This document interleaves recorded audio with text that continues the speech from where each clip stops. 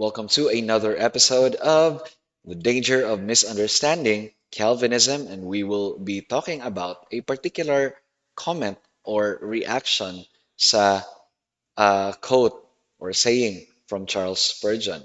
At of course, ang nag-react dito or nagbigay ng kanyang komentary ay isang known dito sa Pilipinas na anti-Calvinist, and his name is R.A. Fuentes. So without further ado, let's just dive right into it. Okay, sabi niya dito, okay, basahin muna natin yung quote from Charles Spurgeon. No one in hell can say, I went to Christ and he rejected me.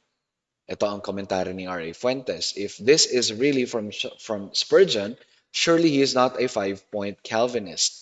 So, let's stop right there. I wonder if si Fuentes ay nakapagbasa na ng any articles from Spurgeon or even yung Spurgeon sermons because in one of Charles Spurgeon's sermons, he straightforward he straightforwardly say that Calvinism is the gospel. And technically, if maja-justify and ma-explain lang ng maayos, yes, I agree that Calvinism is the gospel. It contains the elements or the element of the gospel. Okay, it's also safe to say that Calvinism is the gospel. Now, by saying this, it only proves the level of ignorance kay R.A. Fuentes no, about Charles Spurgeon.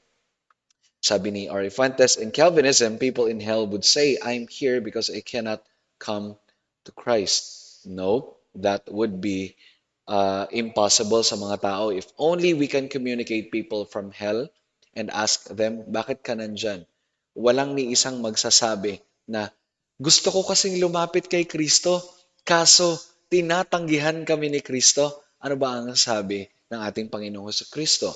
Those whom the Father gives, I will never cast them out. So makikita natin dito yung blatant misrepresentation, not only just a misunderstanding, no, but a blatant misrepresentation ni R.A. Fuentes sa Calvinism. Not only did he misrepresent Calvinism, but also he also misrepresent Charles Spurgeon.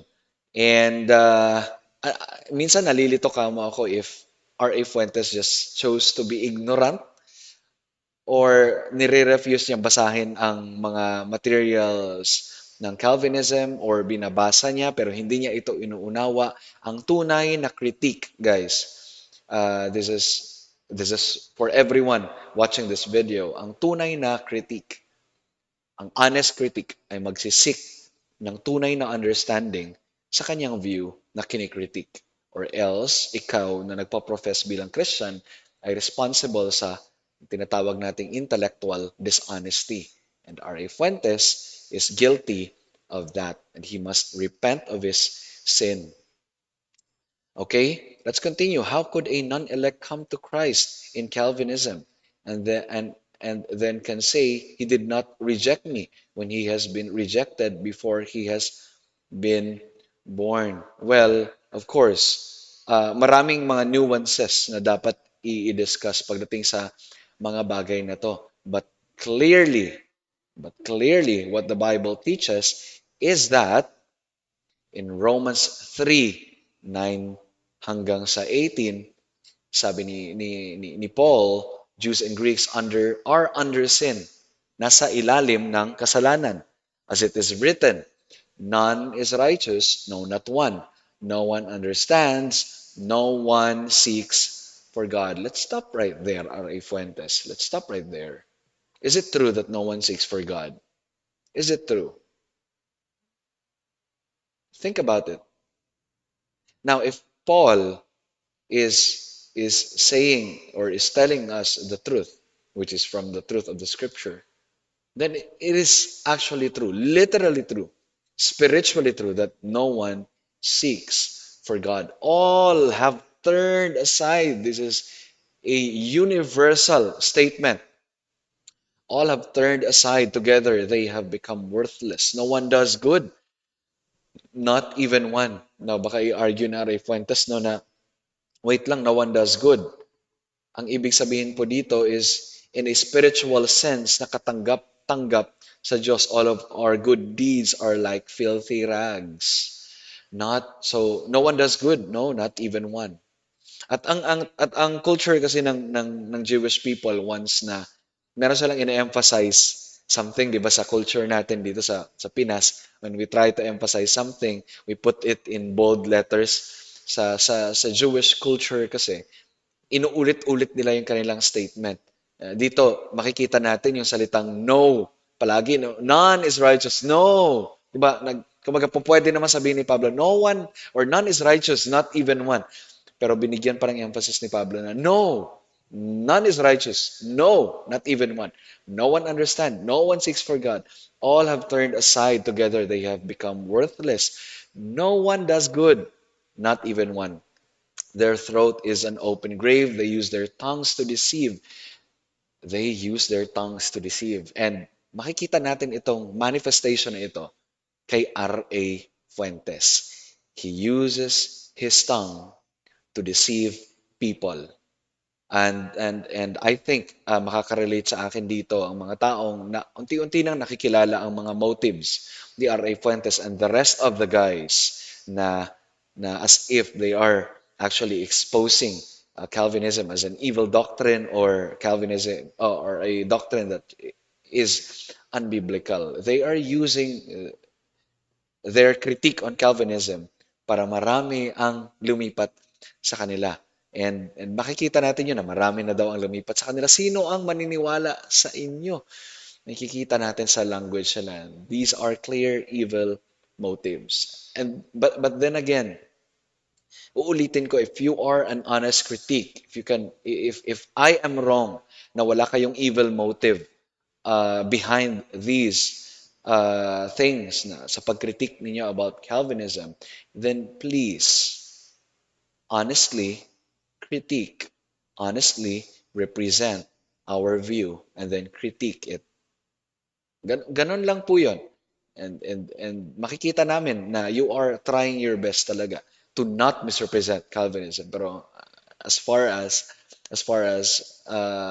reading many times, wala tayong nakikitang ganong klaseng manifestation. Okay? So R.A. Fuentes uses his tongue to deceive people. The venom of asps is under their lips. Their mouth is full of curses and bitterness. Their feet are swift to shed blood, and their paths are ruin and misery. And the way of peace they have not known. There is no fear of God before their eyes. Kasi kung may takot si R.A. Fuentes sa Diyos, he will carefully represent the view that he is critiquing. At magigilty siya, oy, I am guilty of strawmanning this view. At lalapit siya doon sa tao na yun para magbigay ng apology. I'm sorry for strawmanning your position or misrepresenting your position. I'll do better next time. Makikita natin yung spirit of humility. Pero dahil itong si R.A. Fuentes ay walang takot sa Diyos, I don't think na ang kanyang pinaglilingkuran na Diyos ay yung Diyos ng Biblia. I am convinced that R.A. Fuentes is not is really unsaved. I am convinced of that, given his evil motives. So if no one seeks for God, how can a person in hell who does not seek for God reason out na gusto kong lumapit sa Diyos at gusto kong hanapin ang Diyos, yun nga lang hindi ko siya makita at pinipigilan ako ng Diyos na makita siya or nire-reject ako ng ng Diyos. How? How? How? So makikita natin no na this is impossible. All right. This caption proves, let's continue. This caption proves si Charles Spurgeon thou believes that man has free will to accept or reject Christ. So people in hell cannot say they come to Christ